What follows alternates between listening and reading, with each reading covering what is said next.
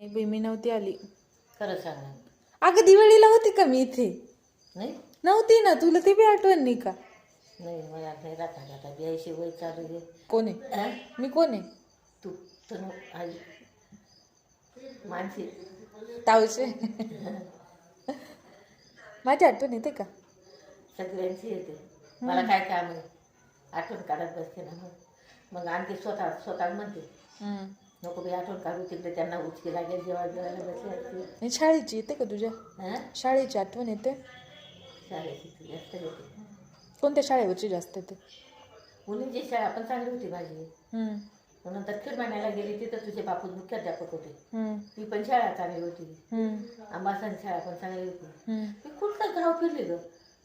आघाट, नागपूर मुली, आघाट, खिरमाने, अंबासन, चौथ्या गावी रिटायर होऊन गेली. या ना. आणि आगारची कशी होती शाळा? आघाटची पण छान होती. डेंजर शाळा कोणती होती? कोणतीच नव्हती. नाही. मीच डेंजर नव्हती म्हणून मला डेंजरपणा कुठे दाखवला नाही. अंबासन तुझ्या शाळेवर मला लगेच आर्डर होती एरियाची. मग येऊन पडलेली होती सटाण्याला ऑफिसमध्ये, तालुका ऑफिसमध्ये. मग EDI म्हणजे? एरिया म्हणजे साहेब.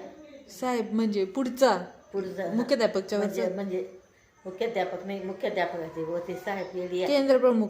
केंद्र प्रमुख नाही, केंद्र प्रमुख पेक्षाही मोठं विस्तार अधिकारी. विस्तार अधिकारी. हा, तुम्ही EDI म्हणायचे का? हां ते येऊन लागली होती माझी आर्डर. आधीच निरोप येऊन लागला.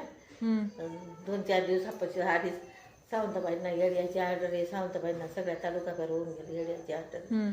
पोहोचले नव्हती. मग मला म्हणायचे शिक्षक लोक, पावताई तुम्ही आता साहेब म्हणून राहाल आणि कशाला राजीनामा देता, नका देऊ, पदरात पाडून घ्या पगार. आणि मी कशासाठी राजीनामा दिला होता का? माझा जन्म 2000 साली. काय सांगत होते आणखी? हां मग एडियाचं स्वीकारून घ्या असं सगळ्या शिक्षकांचं म्हणणं होतं. ताई तुम्ही एडियाचं स्वीकारून घ्या. मी म्हणायचे नाही तुम्ही बोलायला खमकेबाज आहे, तुम्ही निभवून न्या. मी म्हटलं मी निभून नाही, खमकेबाज आहे. 40 विद्यार्थ्यांचं नुकसान करून आणि माझ्या पगारासाठी मी एडिया नाही होणार म्हटलं. मी एक आणि बापू काय म्हणत होते? हो नको. बापूचं म्हणणं, बापूला तर हर्षबाई होऊन गेला होता. बापू तर चावत फिरायचे.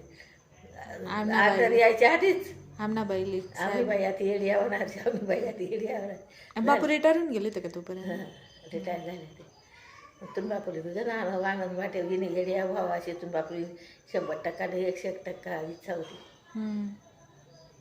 किती वर्ष बाकी होते तू राजीनामा दिला? माझ्या लक्षात आहे ना आता 1.5-2 वर्ष तरी